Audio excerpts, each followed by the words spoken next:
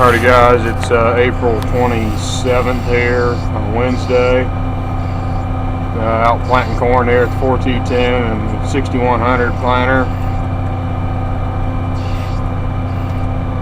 It's a field we had some tile work. I'll probably post that video or leveling the tile lines off, then post this one, so it'll probably be a couple days late.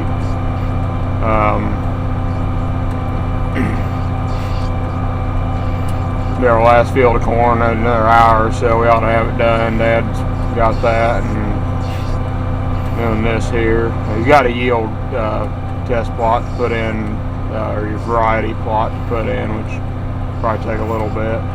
Some years we put it in, some years the fertilizer dealer or seed dealer comes and puts it in, and I'm not sure what we're doing this year.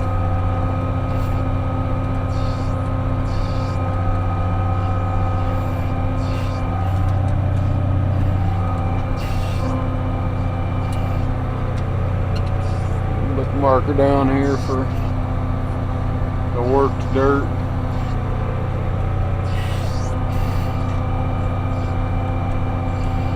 Run along about 3.7, 3.8 mile an hour, just about where we get the best. The strips, it was so dry last fall, like I said in my other video, planting video, it's wet and they're dry and didn't work up the best, and get the best seed spacing and singulation here when they're going this slow, and a two planter, that's the way it is.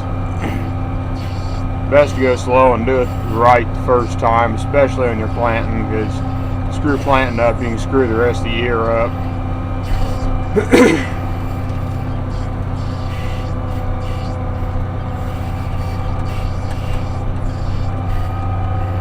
A lot of that stuff, you can see there, it turns to yellow and stuff goes, or gets too far out of the margins we have set for it. This 2020 precision planting thing is just about the greatest planting tool you can have. Hook it up to the iPad and you got your map there for another monitor.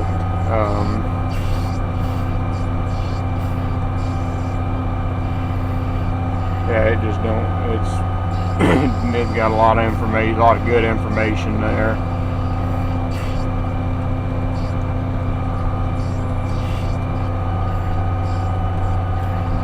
And you can change all this stuff as far as whatever you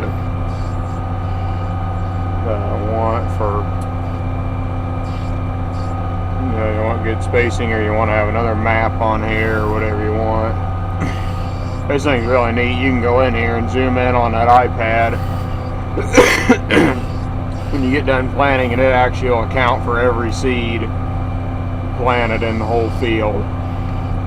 You can go back and find every seed if you want, or you got time to do that. But I don't know if you can see there's little dots on there, and it, put a different color dot, depending if there's a skip or a double in that for that row, for that spot of the field, or anything. You got your singulation down here on what all the rows are doing. For those of you who don't know, singulation is the percentage of skips and doubles per just one seed in every time for every slot in the seed disc.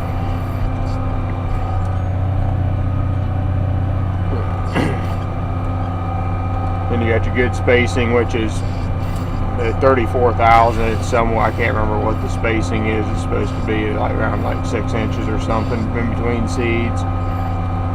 But it has a margin of it. As long as the seed's like within 1.5 inches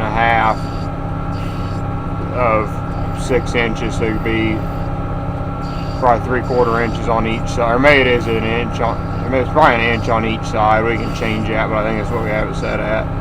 As long as we're within like 1 inch or 1.5 inches on each side of where it's 6 inches is at, that's considered good spacing. Anything outside of that would be a misplaced seed.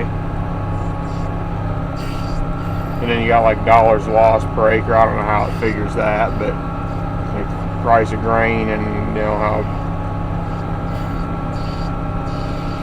how good the seed's placed. we always run a lot of downforce, and then this work, it'll go up in the strip till, it'll take some of that off because the ground's a lot firmer. But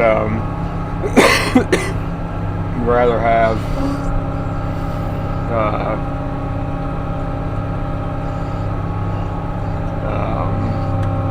what am I trying to say here? Rather have constant ground contact instead of having the unit bounce.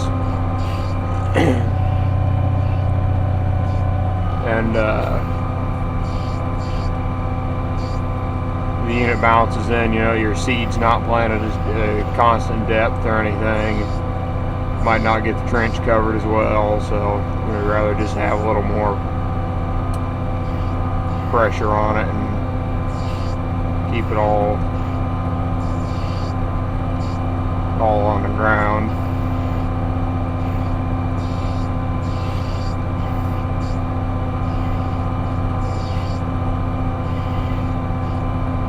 Rained just a little bit here last night. Had just enough to get the ground wet. We or get the road wet. Didn't even get the dirt wet. We were just on the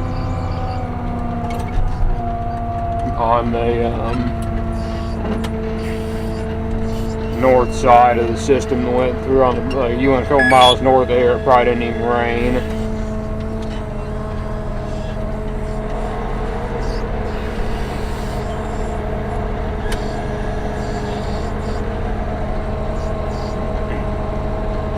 Talked to Jeff Raymond and Bill Whitman, and they got more of the blunt of the storm down there. Jeff said he had about 9/10, and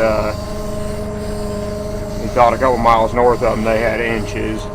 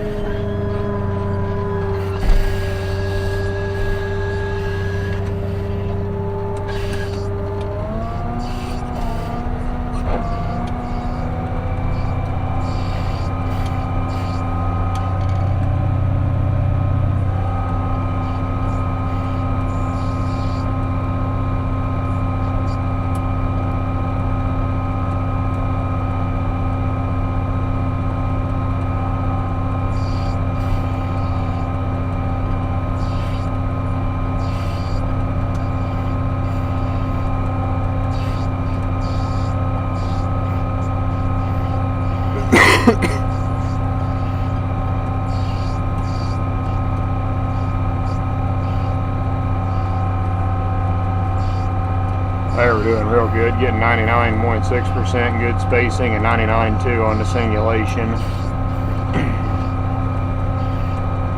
Now I hit these clods here and whatnot, it'll probably start to go down where the tile line is at. Still doing alright, but and there it tells you a good ride. You can get as it went over, it'll really go down when it goes over the tile lines.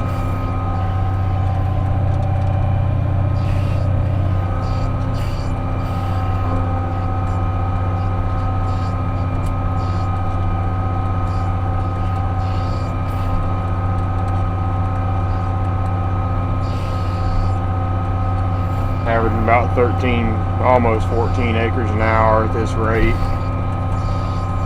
Probably do about 10 or so by the time you fill up and everything.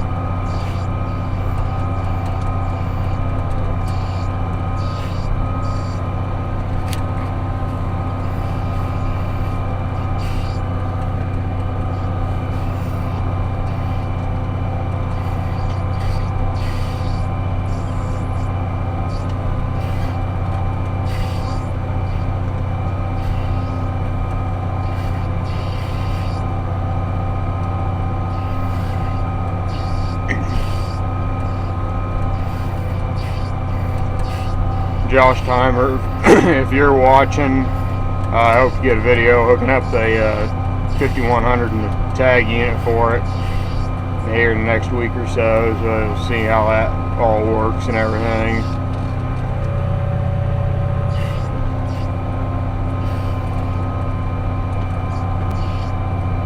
I think next year we're going to have to rebuild the piston pump there for the starter fertilizer. It's been running a little light and we had to set it up again some more, so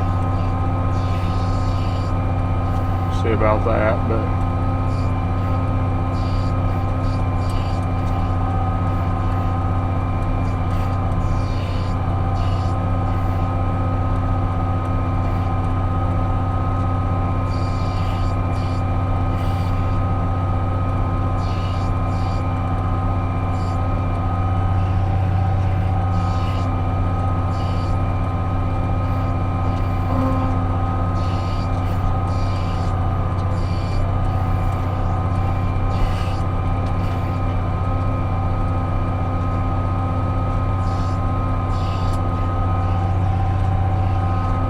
used to run 1034.0 for starter.